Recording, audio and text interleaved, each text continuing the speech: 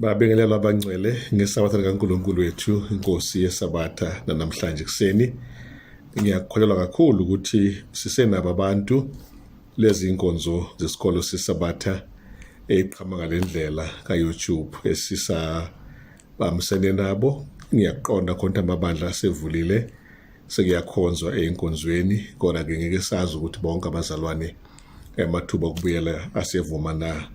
Ingakho kulezi inkonzo siyihlinzeka ukuze mongabanga senkonzweni kodwa ukwazi ukuthola lethuba nawe ukuzizwa uphakathi kwabazalwane even though ubukela lesi sifundo namhlanje. Ngaphambi basiqaliseke isifundo sethu se-12 khona okholwayo siyaphela ikota, siyahamba siyaphephetheka isikhathi. Namhlanje sikhuluma-ke ngesifiso sezizwe. Ake sithandaze. Baba usezulwini omuhle nothandekayo, kamlakhele nguJesu ongumsindisi wethu, siza kuwena inkosi yaphakade sithandaza sithi inkosi iba nathi esifundweni sethu namhlanje kuseni ngesabatha ngenxa igama elingcwele likaJesu yakhuleka kuzobe phakade. Amen. Isaiah siloku sikhuluma ngaye kusukela iqala ikota. Wabe ngake ngiphoze umzuzwana ngithi usufunde nje ngo-Isaiah. Ngicabanga ukuthi khona ungakusho ukuthi ngifundile ngo-Isaiah umprofeti. Kukhona izinto ebengazazi nebengizazi ngale ndoda yasendulo engiyifundile. Iprofesi ka-Isaiah inikezwe igama lokuthi iprofesi yevangeli, gospel prophet himself, oyevangeli umprofeti, ngoba vele isizinda sokuprofeta kwakhe singoJesu. Namhlanje sizobuka-ke lo Jesu Kristu eyisifiso sezizwe zonke. Engijabulayo kakhulu kanti kuyoba njalo okwamanje sikakubona kuba njalo, sibona izizwe iningi sayichithela uJesu zingamamukeli. Kodwa kuyathembisa-ke ngesifundo sanamhlanje ukuthi ngaphambi umhlaba ugoqwe uJesu yoba isifiso sezizwe, iphendukele kuye, sidoza ukukhanya kwenkazimulo yakhe ezobe ivelela iqhamuka entabeni yakhe engcwele iSayoni. Namhlanje siyazi iSiyoni, Jerusalema, kodwa sikhuluma ngebandla namhlanje lensali. Ilona uThixo azolenza libe iSiyoni, libe nokukhanya okuyinqaba bese libadonsa bonke abantu abadonsakayo bese sibe munye, sibambane, sibe bandla linye, inkosi yamakhosi babe ngokwesibili, sibe ngabayihlangabeza ngenjabulo ekubuyeni kwayo kwesibili. Indimana yekhanda-ke ngiyithandile-ke uma yethi abezizwe bayoza ekukhanyeni kwakho, amakhosi eze ekuphumeni kwakho.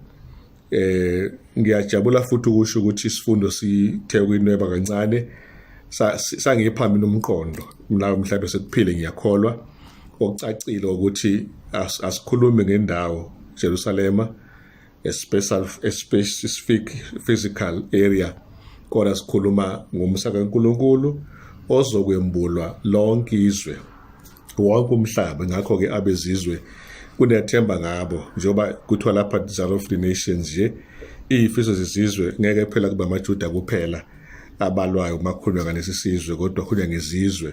Ngakho-ke nabezizwe bayangena-ke nabo ngendlela enjalo-ke. Okuqalisileyo-ke la kwisifundo sethu ukuba sitshelwe noma sinikezwe inkuthazo yokuba masifunde kusikolo sikaKristu, la kuvela khona ukuthi-ke akukho okunye okusenza sifaneleke emseni wakhe uNkulunkulu lesibonelo sakhe somusa nokusinikeza ukuba sibe ngabantu ababusisekile bakaNkulunkulu.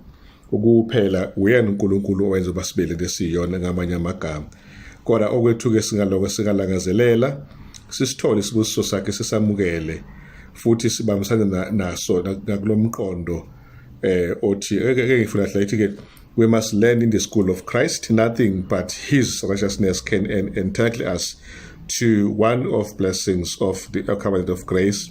We have long desired and tried to obtain these blessings, but have not received them because we have cherished the idea that we could do something to make ourselves worthy of them. Mase ngifunda-ke ngathi ngizokangcono mase ngikhumusha-ke ngizokuhumusha into eqondileyo manje ngaze ngipimbe ukuthi ayikho into eyakusidozela kuNkulunkulu ngenxa yemizamo yethu, kodwa ukulunga kaNkulunkulu kuphela okwenza uba sibe yileyo nto esiyiyona noma Jehova ufuna ukuthi sibe yiyona.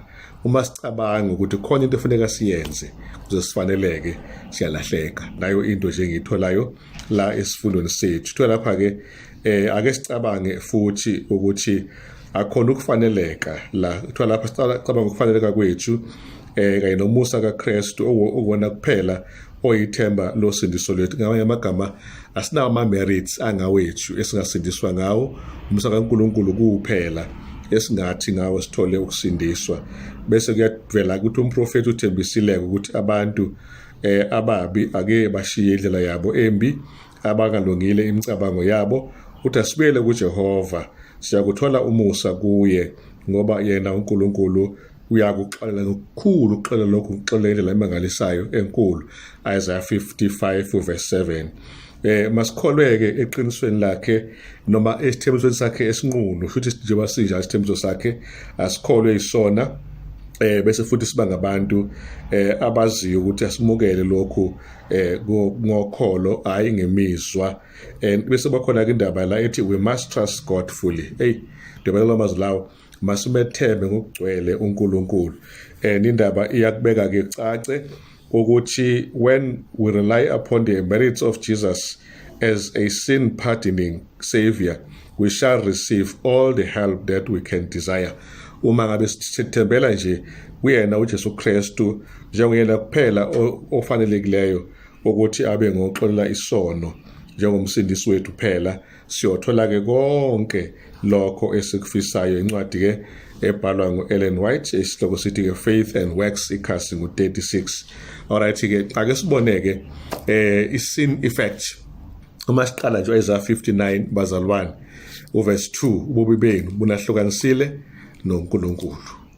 Lapho nje, that is the very basic sin effect, ukuthi amandla esono ukuhlukanisa umuntu nanoThixo. That is very very critical bazalwane. Kodwa masiqala ke sibuke isifundo sethu, ithi iBhayibheli ku-Isaiah 58 verse 3, abantu babuza ukuthi kungani sizila ungaboni na, kungani siyihlupha imphefumulo yethu ungaqapheli na. Isaiah 59 verse 1, abeseba nombuzo awubekayo ke lapha, umbuzo othi ke, why do we call for the Lord's hand to save but he does not? Why do we cry to him but he does not hear? Kungani ke sikhala kuyena uJehova engezwa? Kungani sibiza isandla sakhe esisindisayo kodwa angasindisi? Impela itholakala ke lapha ke Isaiah 59 verse 1. Sizoyibuka ke masishane nje ukuthi uNkulunkulu uphendula uthini ke la. Uthi uNkulunkulu ubheka isandla sikaJehova asifinyeziwe ukuba singasindisi, nendlebe yakhe ayinzima noma inzima kuba ingezwa. Naso sikaJehova isithembiso sokuthi noma sesicabanga thina uNkulunkulu akanakile ukukhala kwethu nokunemfuno zethu, ukuthi uNkulunkulu uthembisa ukuthi masiza kuye ngendlela efanelekileyo uyosamukela. And so Isaiah 59 verse 2 unomlayezo ongemuhle, kodwa Isaiah 59 verse 1 unawo umlayezo omuhle. Into esemqoka kakhulu nje la ukuthi asingamzibi uNkulunkulu, kodwa asimfise uNkulunkulu ukuze phela akwazi ukususa lobo bubi obuhlukanisileyo phakathi kwethu naye. Isaiah 59 verse 2. And then siphinde sibhekisise-ke la ukuthi ngokucacile isitatimende esicacileyo eseBhayibhelini sikhuluma ngamandla esono kanye nokungenelela ke kukaNkulunkulu owenza ubuhlobo phakathi kobuNkulunkulu nobuntu. UIsaiah ke ukhuluma kahle ke Isaiah 59 lesahluko lesi echaza leli phuzu kabanzi elibeka kahle kumlando wesintu kanye nokuthi isono siyabulala ubudlelwano obukhona phakathi ke kaNkulunkulu nabantu bakhe, ebese ke lokho kholela ke ekubhujisweni ngaphakade, kodwa kuNkulunkulu akusiyena ke oletha isono kubantu, kodwa isono samsusa umuntu kuNkulunkulu. And then lokho okubalekeleyo esingakubheka kuGenesis isahluko 3 verse 8 ibe sebhlungu kabi la sibona khona uNkulunkulu makuvakasha evakashe Eden this time round for the first time. bayamcashela uAdam noEva. Why becasha? Sekonakele sebedlelo yamuthi athe uNkulunkulu bangalokuthi badle kuwo. Siyazi zange bafe ngesikhathi leso, kodwa kwafa ubuhlobo babo noNkulunkulu babukade bukhona ukuthi beqhamuka bemhlangabeze base bemcashela ke uNkulunkulu. Isono ke bake siyahlukanisa ngempela, kanti umusa umusa kaNkulunkulu yahlanganisa uNkulunkulu kanye nomuntu. Ngakho ke umphumela wesono omkhulu ke ukuhlukanisa, noma umuntu anqabe uNkulunkulu, noma umuntu abaleke asuke kuyena uNkulunkulu. Lo mphumela ke wesono. Ngabona sisisigebe ngabi isono, ngoba ngokubaleka ngeke kuthole phela ukusindiswa, kodwa ngokubuya uzocela uxolo nalo usindiso lapho litholakala khona. Indaba ithi ke lapha ke isono kahle kahle ke sizodla sona uqobo lwaso, hayi ngokuthi siphendele abantu abasuke kuNkulunkulu, kodwa ngomphumela walokho abantu babalekela kuNkulunkulu ngelesikhathi bese sonweni. Isona sehlisa umuntu noNkulunkulu, hayi ngoba nakho uNkulunkulu engeke afinyelele kubantu abayizoni. Bayibhele iqinela ukuthi uJehova ulula isandla sakhe ukufinyelela kubantu bonke abayizoni abasindise, kodwa into enkulu ukuthi abantu bamnqaba manje uNkulunkulu, bayanqaba ukubizwa uyena ngobuNkulunkulu bakhe, ingakho ke bengasakwazi ukuba bangasindiswa ngenxa yamandla esono. Kungani kwenzeka lokhu? Ingoba isono that is why it is so important that we tolerate no sin in our lives. Asingasithandi isono, sisimukele, sisijwayele, sisibezele empilweni zethu. Okugcina kumbuzo masiqhubekela kwesisigaba esilandelayo, umbuzo uthi ke, in what ways have you experienced the reality that sin causes a separation from God? Bazalwane, angazi kwesikhathi kupersonal ukuthi umuntu angakusho kahle lokhu, nawe angikwazi lapho ukhona. Kodwa ngicabanga ukuthi sonke sesinakho ukubona ukuthi yabona ke isono sami la senze umphumelo nje konje. Ikhona imphumela, ngeke ngikutshele yona, nawe icabanga imphumela ukuthi mayibuka ukuthi yazi bangonanga ngaba ngikho la. Ayisizi inkosi siphume lapho emahlathini esingene khona ngenxa yokona. Yilokho okubalekile. Ithi iBhayibheli lami ke mayithembisa noma umunye umbuzo before siyeBhayibhelini, what is your own experience? Is the only experience is the only solution to the problem. Solution ke yokuba sesimeni sohlala noNkulunkulu ukuvuma isono sishiye, ayikho enye isolution. Isono hlala somuntu noNkulunkulu salomphumela, kodwa osivumayo asishiye uyofumana umusa. Ngicabanga zaka 28 verse 13. Ake ngime lapha ke sihlobo sami, thatha ikhefana mangiqhubekela kwisigaba esilandelayo. Alright, sihlabela phambili, who is forgiven? Umbuzo ke lo othi ubani oxolele. Ngithanda ukubuza esimeni se-singular, who, not ukuthi who, but mhlambe in plural, but in singular, ubani lo muntu oxolelweyo. Lo mbuzo ke masishwankanya isifundo sonke, umbuzo semqoka kakhulu ngoba kuwona mbuzo right. Kunombuzo othi who have sinned, ubani onile. Ngoba uma singabuza ubani onile, impendulo ithi sonile sonke, bonke bonile, khona okusileleyo kazima kaNkulunkulu esilele kubantu. Kodwa uma kubuza ukuthi ubani oxolelwe, yilowo oza kuNkulunkulu ngokukholwa, azivume ukuthi ngeke ngokwakhe akwazi ukuyisindisa, azivume ukuthi uyisoni esonile esenzekayo phambi kaNkulunkulu. Lokho lo muntu loyo uyafumana ukuxolela. Umuntu ozivumayo ukuthi ngokwami ayikho into engayenza uba ngisindiswe, lo muntu lo uyathethelelwa abeseza kuJesu ke afumane ke insindiso leyo uNkulunkulu amthembisa yona. Isaiah 59 ubeke isithombe esihle kakhulu ngenkinga yesono, noma isithombe sobala kakhulu ngenkinga yesono. Kodwa ngenhlanhla ke iBhayibheli liletha ke ithemba kanye nokuhlengwa, ithemba lokuhlengwa. Uma siqala nje umbuzo oqala ukuthi ke ubani ngakabonileyo, impendulo phela isobala leyo ithi sonke sonile. iBhayibheli ngokucacile kungangabazekiyo liyasho lapha eJeremiah 31 uverse 34 nakuyena uSambulo 3 uverse 9 ka20 and 23 ukuthi bonke ke bonile basolela igazi likaNkulunkulu. Lokho nje mangigoqa kafuphi, kodwa kusemqoka kakhulu ke ihlobo zami ukuthi nanxa isono senza lokho kwahlukana phakathi komuntu noNkulunkulu, uNkulunkulu nguye okwazi ukuthi alungisise futhi lo muntu obuyayo ngenxa kuba eyibona ukuthi uyisono. Ngakho uNkulunkulu uma ahlulela kwakhe akuyona indaba embi noma ebuhlungu, kodwa ijudgment isho ukuthi uma ngabe ukuthi yona buya kusekhona isikhathi nomusa. Uma ngabe kukuthi sewenza kahle hlala lapha kwezelo okuhle ungabusaphuma. Ileyo nto ngokwahlulela esiyitholayo, and then sabukela ngokukholwa isipho sikaNkulunkulu sokulunga sembathulunga kaKristu ngenxa yakho belo ukukholwa. Abantu abaningi ke ihlobo zami basafuna ukubuza ukuthi ubani onile. Umbuzo ungahlakaniphile ngoba sonke sonini, kodwa umbhalo ubefuna ukubuza ukuthi ubani othethelelwe, then i-answer ithi labo ke abeza kuNkulunkulu ngokukholwa bafumana ukukholwa kuJesu Kristu phela inkosi, bafumana ukuxolelwa ke labo bese bephila ke impilo bemukela kuNkulunkulu kulunga nokumukela ukuxolelwa zonke izikhathi bese bephila ngokukholwa enkosini egama layo ke linguJesu.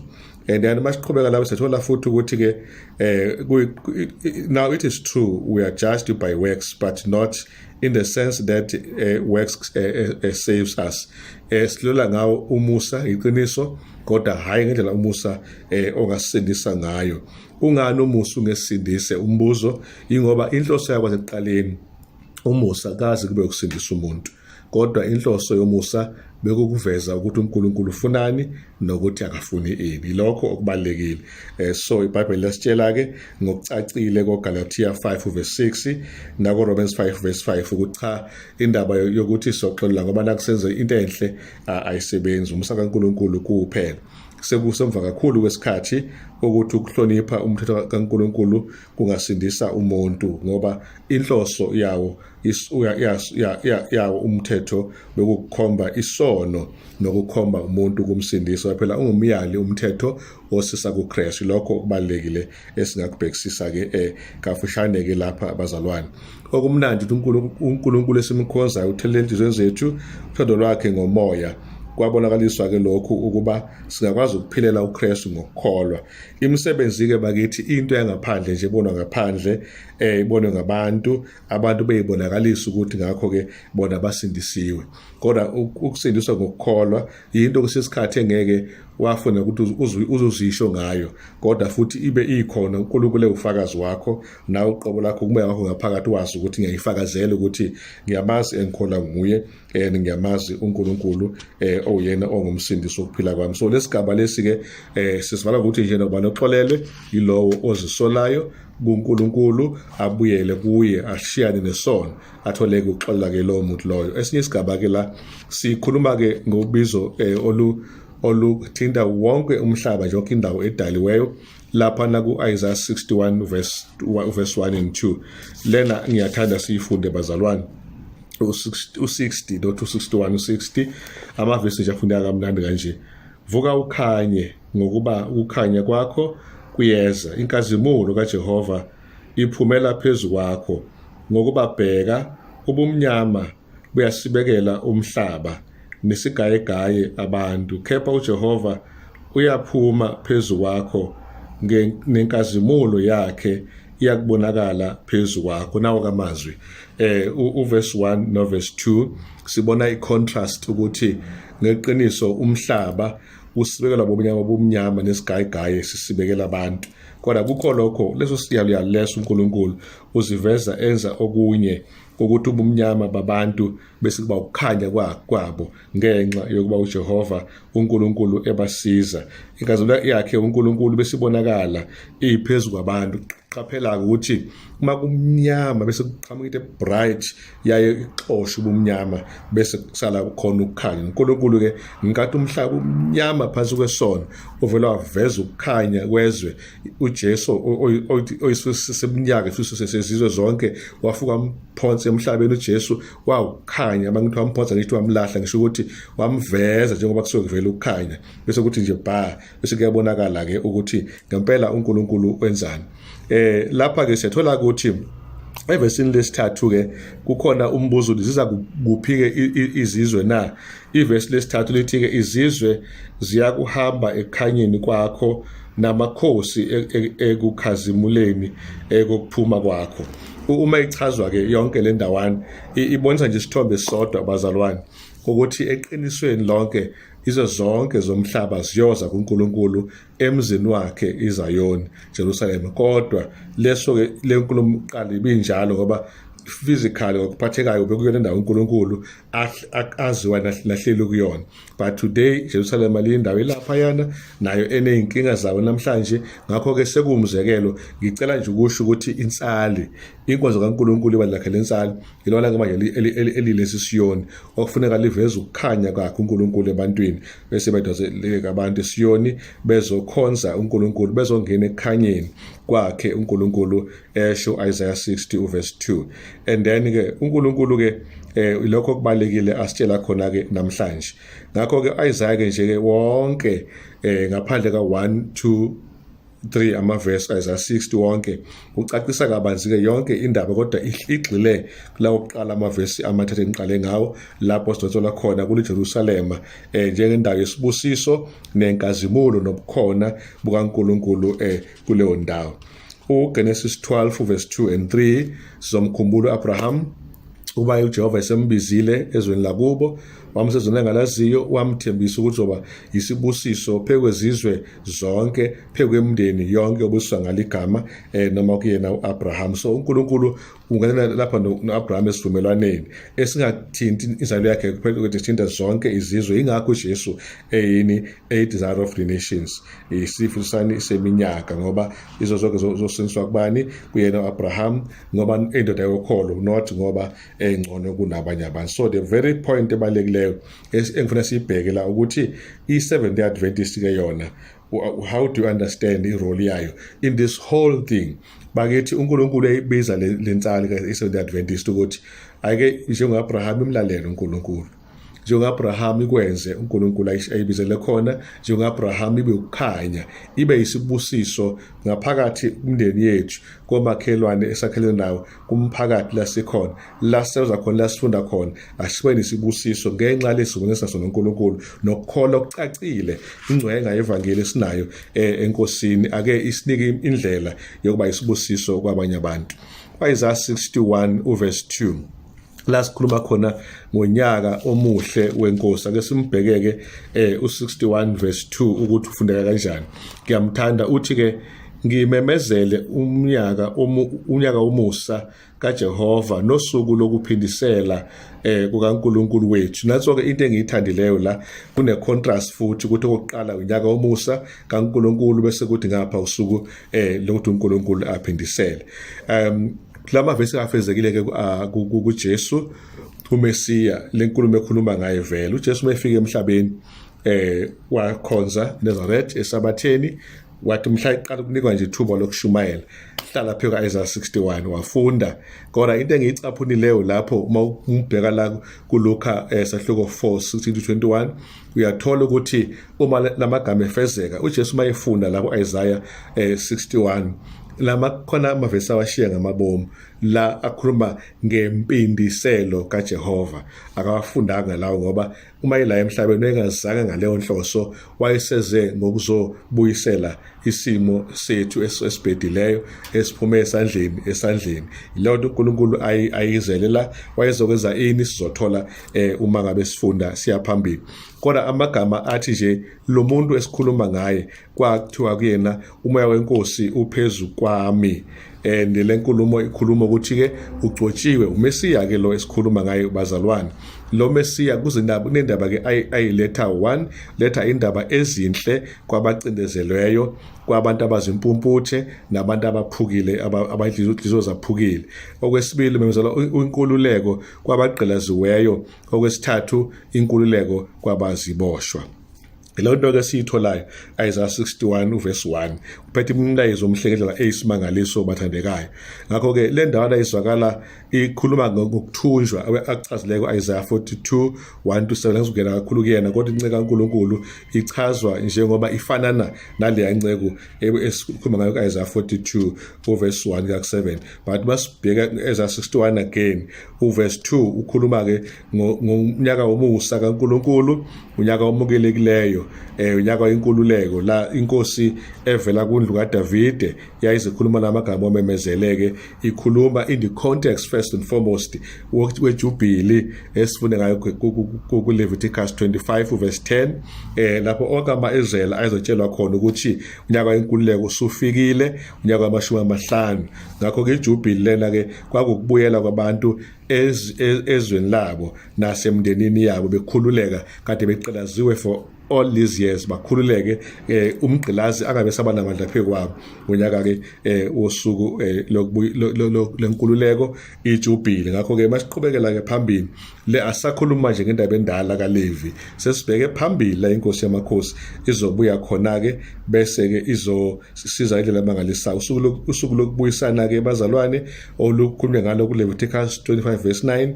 Ngalo futhi liyacacisa ukuthi Isaiah 58 kwakumele afezeke sizweni sakaNkulunkulu and so on and so forth. And then uqhubeka amazwi Isaiah 61 verse 2 lapho sibona khona ijubili ehlukile enaleka Leviticus 25 ijubili eshukubuya kaMesaya. Ngakho ke ngifuna ukuphinda ngithi uma uthi sekhulume kwakhona amagama washiyayo lapha ya Isaiah 61 ingoba wayengazange uzofeza impindiselo yayisazofika ngesikhathi lesi esizayo. uNkulunkulu asibuseke ihlobo sibambe le ndawana sihlabela ke mase siyigoqa ke sisiya ngasekugcineni sibona usuku lwempindiselo iqhubeka lapho besibona khona usuku lomusa and kuJehova usuku lwejubili inkululeko bonke abantu abadinga inkululeko. Sesibheke phambili kodwa la uNkulunkulu obulungiswa ebonisa khona ukuthi nanxa enothando kodwa akakuthandi okubi. Into engiyithanda lesifundweni ukuthi uJesu ushilo ukuthi umushawa umuntu ngala mnikelesi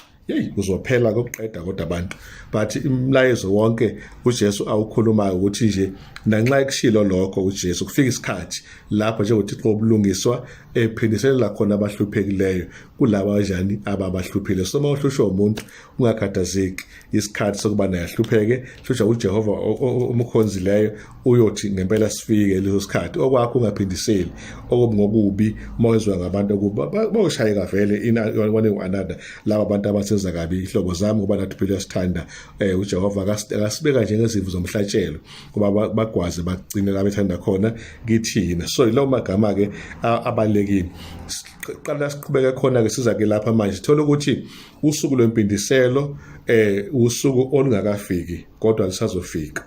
Ngakho ke uJesu befika oqala la ezoshumayela wayengezile kubalula usuku lufezeke, wanyuka waya ezulwini wenza umsebenzi wakhe wokugcina manje uyodwa ngaqeda ukubuyisana nezwe lonke abese sukumele uzophindiselela abakhethiwe kuSathane nakubo bonke bakaSathane ababahluphile. Vele ke sohlupheka ukuphathekayo ngenxa uPaul kaNkulunkulu noPaul wesilo sekuba sesimeni sokushayisana olwesilo lolwa nabakaNkulunkulu nabalamukeleyo bela noPaul kaNkulunkulu ibambane ithi kodwa ibambene phela siyabaleka thina basijaha bona bese behlasela uThixo ngalondlela uNkulunkulu asukume asilwele thina asikhuleke ngendlela yakhe asikhulula ngayo.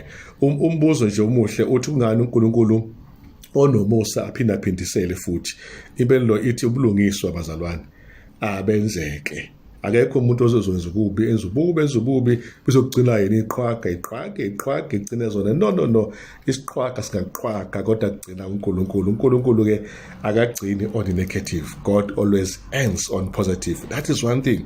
Akagcini ngasebubini uThixo, ugcina ngasebuhleni sonke isikhathi. So umuntu owenza kahle angahlupheki uma ebhekene nengxaki yokuhlushwa ngoba enza kahle isiphetho sakhe siyoba sihle even though ephethwe ngendlela ebuhlungu. Leyo nto yabalekile ngokwakho uNkulunkulu uhlakanipho ngenamkhawulo ukwazile ukuthi abuyise kokubili noma uyakwazi ukubuyisa kokubili ubulungiswa kanye nokuphindisela egcineni ukuze atshengise uNkulunkulu ukuthi lokhu kwenza ngokukhulu kwethembeka okuyisimangaliso. Ngakho ke ubulungiswa ubungoba babantu nabo bungahle buqhamuke kwesinye isikhathi ngenxa yokuthi kunamaphutha athile ezakalayo, kodwa uNkulunkulu yena obakho ubulungisa buza ngoba egcina kosuku uNkulunkulu enobulungisa obungenawo umkhawulo ophelele okuyibona bogcina bufinyelele. Ngakho-ke ngifuna ukusho ukuthi justice must be served. Umbuzo uthi-ke, which of the following incidents would make you more likely to want to see vengeance returned upon someone who does evil? 1, a person who hurt someone you do not love, or a person who hurt someone you do love.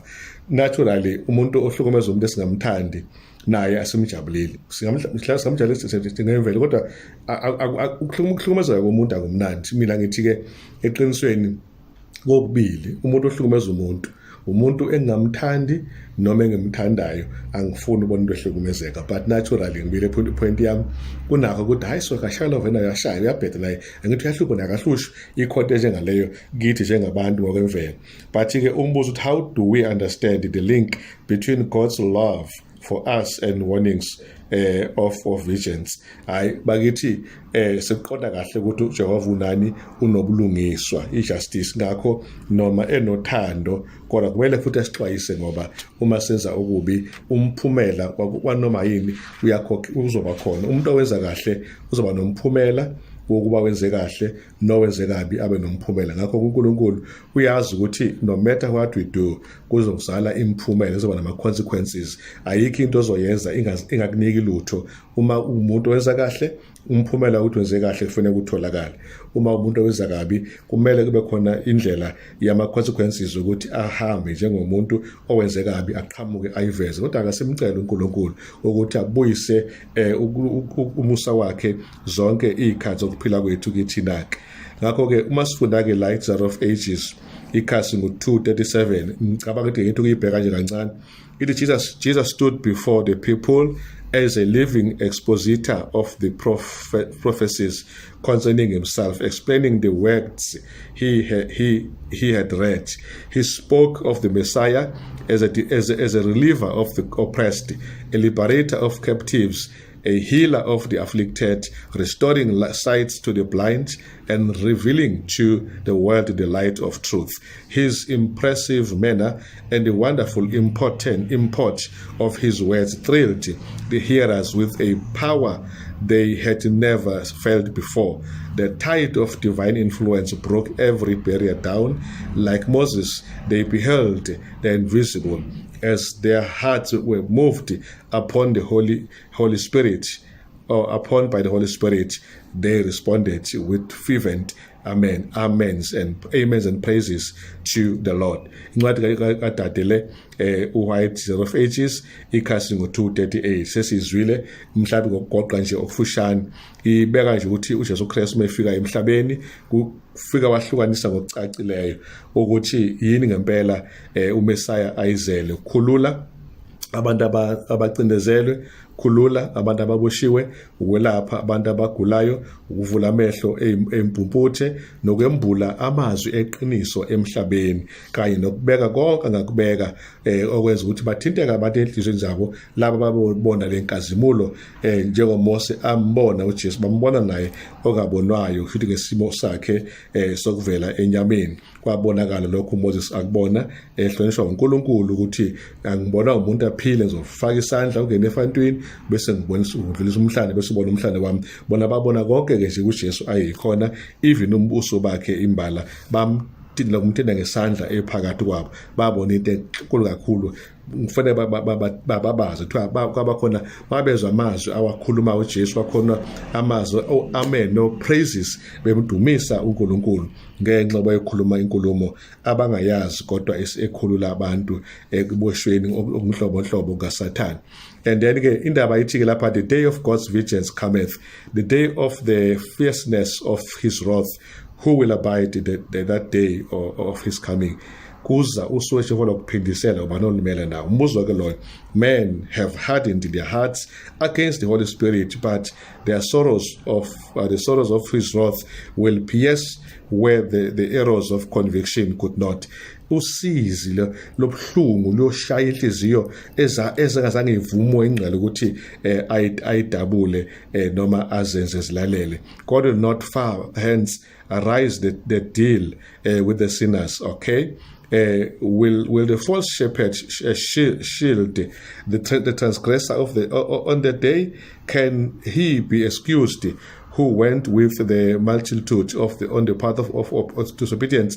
Na umbuzo nzima. Ngabe lo mprofeti wamanga yokwazi ubasindisa abantu bakhe abadukisileyo ngosuku lokuhlupheka na? Ingakubeke lo muntu uyokwazi kuthiwa lapha ngabe izaba ziyoba khona yini ngenxa ukuthi bathatha indlela yokungahloniphi uNkulunkulu na? Will popularity and numbers make any guiltless? Udumo nenqwaba yabantu esontweni esibaningi kwelethu isonto kuyobe kusabazi bekamnaqala na? Yazi yamkhulu imibuzo yasithintana nenhliziyo yami ngazi la ukhona ukuthi uthini. Hey, ngathanda engifunda lapha thandekayo. These are questions with the careless and significant and indifferent should consider. Okay, imbuzo ke le okumele abantu abanganakile nabangamfuni uNkulunkulu bayiqaphele. So mase sivala ke in the next minute amazwi athi God purifies an unjust society by removing the rebels and by restoring the remnant who turn from their sin, from the sin that they have separated them from him. Uyahlambulula ke uNkulunkulu abantu akade bengcolile kodwa sebebela ngokuye kade behlonishene nesono. Ithi lapha ngenxa sibusakhe kuNkulunkulu ubukhona bakhe ke phakathi kwabantu kwenza zonke izinto zileke kuyena uNkulunkulu, abantu beza kuyena uNkulunkulu bezojabula ngesikhathi somusa wakhe omenyezelwe ngenxa yokuba bakhululeka ngomsindisi. Inkosi kubusisa manje isifundo sethu. Siyasivala ake sikhuleke baba, siyacela ube nathi esifundweni sesiqedayo manje simnandi. Sicela Nkosi sikufundile kuso okwakha ithemba kungaphumi kuthina ukuthi kanti noma sibabi kangaka kodwa masibuyela kuwe niyasemukela. Siyabonga nokuthi usuku lwempilo likafiki senethuba lokulungisa uma usuphindise egcineni singatholi ukujezwa kodwa sithola sesicashe ngamaphathi amaphiko omsa. Siyabonga nokwazi ukuthi abezokubi bebaningi belandela abadukisi angeke kubasize ngalutho ngesikhathi sephinselo yakho. Sicela usize ke thina sibe yinsala engcosana kodwa ekhulayo ngomsa wakho ngoJesu. Siyathandaza bonke abalaleli isifundo kuyindawo ngendawo uzoyaphakathi kakhulu kaJesu. Nkosi yamakhosi, amen.